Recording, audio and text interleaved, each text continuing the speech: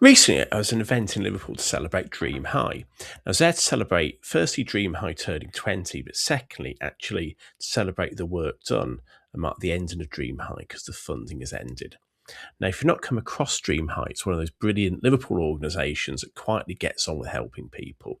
It's a non-profit that provides free confidential support to startups and small businesses across the Liverpool City region.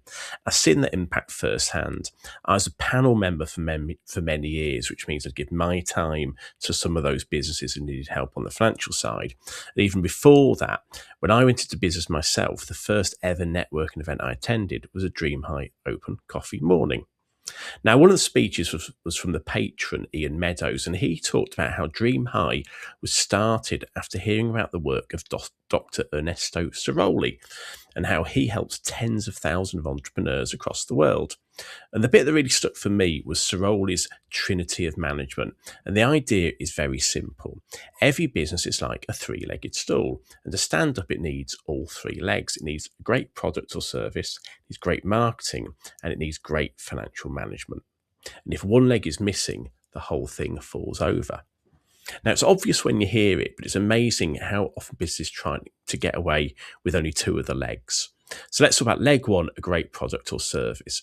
Now, most business owners I know are strong here. They care, they're proud of what they deliver, they're usually obsessed with quality. In fact, some are like too strong on this leg because in the sense they keep thinking, keep tinkering, keep improving, adding extras, going above and beyond without properly charging for it. Perhaps that's an issue for leg three.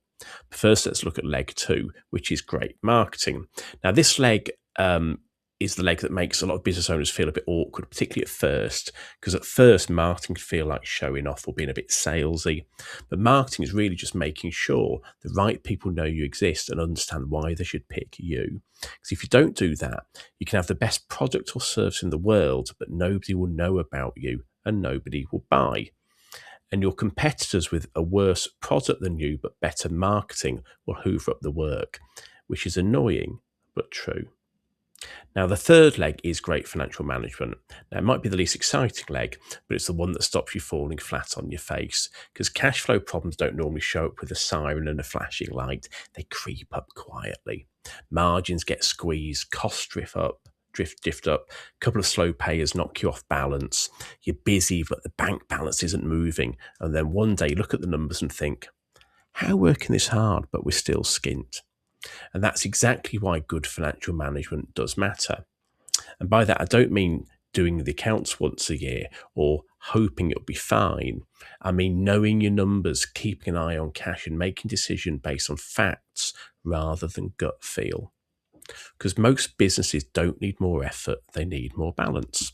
And that's the thing I kept thinking about during the event. I mean, most of the struggling businesses I see, it's not because they're lazy, it's not because they're stupid, it's not because they lack ambition. None of them have a bad product or service, they're just out of balance. A brilliant product, a bit of marketing, and finances that are left until later. Or they've got tidy finances, a good service, but no marketing engine, so growth is slow, it's unpredictable.